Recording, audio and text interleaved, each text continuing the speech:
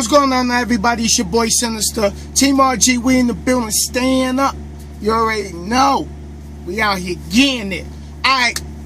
Here's another episode to the Ruthless Truth to Trucking and What to Expect. Part 2.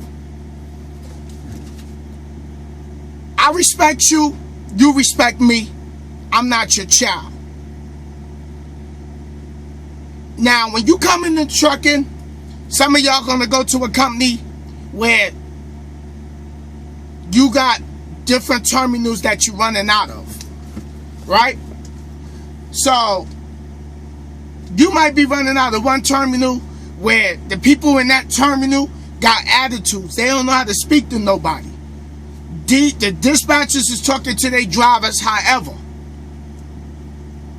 you got shop personnel talking to drivers. However, but I'm going to make this topic strictly for dispatchers and drivers to understand what to do and what to expect with some of these dispatchers. For one, your dispatcher is supposed to make sure he keep you running, get you home when you request it. Yes, I know dispatchers have 30 to 35 drivers on their board, maybe 40. And it's frustrating because you got 35 to 40 different personalities that you got to deal with. Then, I know you could come to work, you might have something going on back at home that you got to deal with, and you bring it home to work.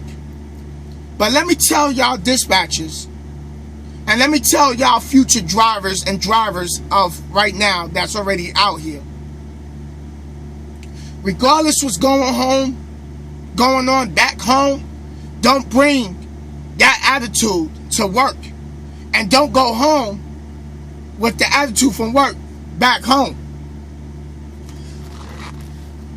So if you're for all the dispatchers out there that watch this video, and for all of the drivers that's looking to come into trucking, this is my message to you dispatchers. First, please understand, when I call you or another driver call you,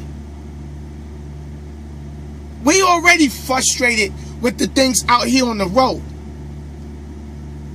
You know, we got to deal with our problems with what's going on back home. If the wife or the girlfriend or the boyfriend is having issues with you, or you arguing on an everyday basis with your spouse back home, or your girlfriend back home, or your boyfriend back home. Then we also, a lot of y'all gonna come out here, y'all gonna be dealing with relationship issues while you on the road. Your bills are still gonna be back up. You're gonna be at a company where you're not really making the money and you're struggling, and you driving and you living check to check while you still on the truck. You're gonna run across people who just want to drive in front of you that just cut you off. You got people that have come from the express lane. It's a 4-lane highway, a 3-lane highway, and they'll come shoot across the whole highway to hit the exit so they don't miss it, and nearly kill themselves trying to hit the exit. So what you got to do, you got to apply your brake. Then, to you dispatchers, please understand, we dealing with people who want to hit the exit from the express lane because they about to miss it. We sitting at shippers for numerous hours. If you're doing reefer, 8 to 12 hours. Then, when we get here, sometimes we don't got all the load information that we need. So now we got to either send a free form or we got to call the dispatcher. And then when you call the dispatcher, they don't even answer. You send a text message, they don't even get right back to you. You send a free form, they don't even get right back to you. So guess what? You sitting there and your clock is ticking. So you're already frustrated with that. Then you got tandem problems. When your tandems don't want to slide because the load is heavy. So you leave the shipper, you got traffic jam. You fighting to get in the truck stop, to get on the scale and get off the scale. People parked on the scale while they in the truck stop. Then you need a fuel solution. You call in for your fuel solution, you sitting on hold for almost 30 minutes. Then you need something changed on your route, or you need some additional information. We call dispatchers and you give us an attitude.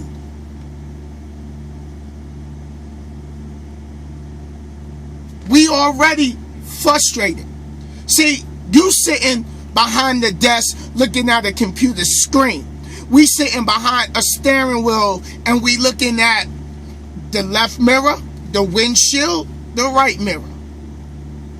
We got to deal with the mother who want to be on her phone texting in the left lane with her baby in the car seat, but she want to ride next to an 18-wheeler that's fully loaded.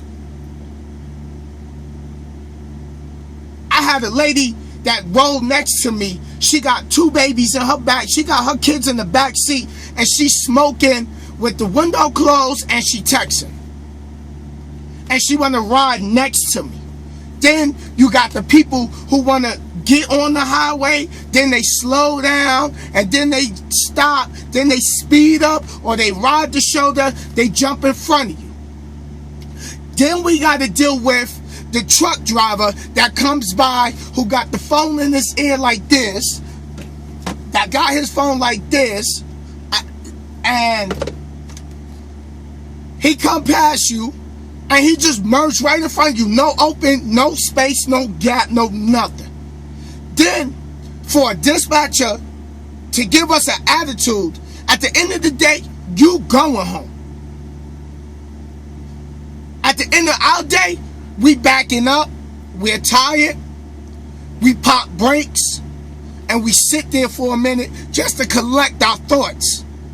You go home, you kick your sneakers off, maybe your girlfriend or your boyfriend done got dinner ready, your husband or whatever. We sit, we pop the brakes, we stretch, our back is tight, we tired, it's been raining, it's been snowing, the sun came out, the sun went down. You got rude people on the CB, you got rude truck drivers drive by, you give you the finger because your truck is governed at a certain speed. You trying to run, you trying to get your miles. You just did a 34-hour reset about 2 days ago. Now you done dropped off a load, you sitting, you waiting for another load. So when you a dispatcher and you give us an attitude, we got a lot more to deal with. Then you go home at the end of the day, dispatcher. You go home at the end of the day, and I'm not saying that you don't got problems back home neither. But at the end of the day, you go home, you take your shower, you stand in your shower barefooted. Us truck drivers, we take a shower at a truck stop and we standing in our shower shoes. You, dispatcher, go home and you sit on your toilet bare skin. Us truck drivers go to the truck stop or rest area and we got to take tissue and pull it and fold it and cover the toilet seat so we don't catch something on our bare skin. You go home, dispatcher, and you can grab your bathroom doorknob and you don't got to worry about germs. Us truck drivers, we go to public restrooms and we use the rest area bathrooms and truck stops and porta potties when we at shippers and consignees in our stops. And we got to take not just the fact if you're using the toilet, you got to cover the toilet seat. Then the sink. People cough in their hand. People use the urinal. People use the toilet and walk out, don't even wash their hands. And that goes for the men's bathroom and the women's bathroom, because I speak to women out here also.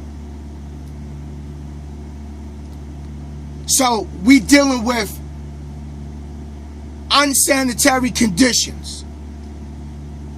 You walk in your bathroom when you get home, dispatcher, and your bathroom smell good. We walk into a rest area, bathroom. Some is nice. Some is nice. We walk into truck stops, bathroom. Some is nice, but some is straight out of hell.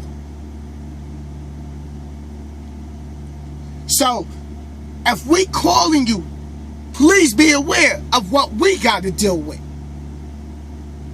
And the other thing I want to address about you all being dispatchers, you dispatchers, you don't understand. I'm tired of dispatchers with that. Oh, I understand.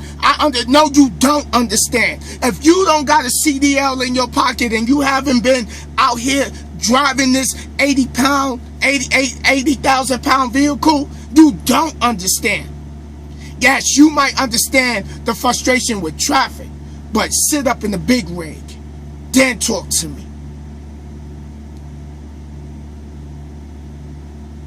I'm a grown man. You a grown man.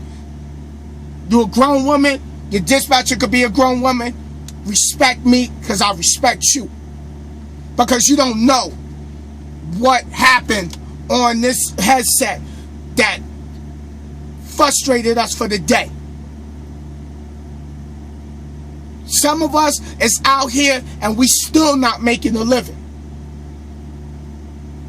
But we working. We want to run. We ain't trying to sit around. We tired of being we got trucks that break down. We got some people is at companies where their truck got an issue. They tell the DM, they don't even try to get you to the terminal. So when you out here, expect this stuff, y'all. I try to have a very good communication with my DM. But when your DM fails to get you home more than once, it's time for a change. And sometimes you're going to have a terminal manager that's not going to change you right away. And, excuse me, y'all. And they not going to change you right away. So, you got to deal with the frustration of your dispatcher not really running you to your full potential. You got to put your work in. But your dispatcher also got to put his work in. Make sure, to all you dispatchers, make sure you ask your driver, hey, how you doing? You all right? Everything good? How's everything with the family? That 5 minutes of you just showing that you care about what's going on with us keeps us from quitting. You want to know why drivers is leaving companies? Because it's the dispatchers. It's the terminal managers that don't know how to speak. And I don't mean speak to you rudely. Some new terminals get new terminal managers. There's a new terminal manager at the terminal. He don't even go introduce himself to the drivers. He stay in the back. He don't come out and say, hey, how the day going? I appreciate everything that you're doing. Keep up the great work. If you need anything, please reach out. Feel free to touch base with me. But you give us an attitude, it can go down. Because some of us, let me tell you something. You talking to another grown man, I'm not your child. That other driver you talking to, Reckless, is not your child. And you don't know what that driver is going through or what that driver done faced during the day. He could have had almost a fatal accident. And for us to call in to our companies and talk to a DM or talk to weekend dispatch with an attitude, it can go down. It can go down. And I'm going to tell you why, because not everybody is going to have a level head. Some people don't come from that type of background where they got a level head. You talk to me crazy in the street, you get popped in your mouth. And that's how some people are. Watch how you talk to me. But remember, y'all, yes, you can go that route, but at the end of the day, that's not going to do nothing for you but put you in more of a jam. Go through the chain of command, and if that don't work, remember what I always told y'all. Y'all get that paper, put the line down the middle, you put your pros and your cons. And if your cons outweigh your pros, and you done exhausted all your resources, it's time to start looking somewhere else. Do not allow them dispatchers to get you out of character.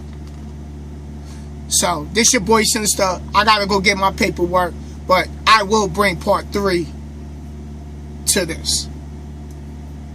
And thumbs up the video, subscribe, leave your comments, leave me some other issues. I might have missed something, but I'm going to make a part 3 to this.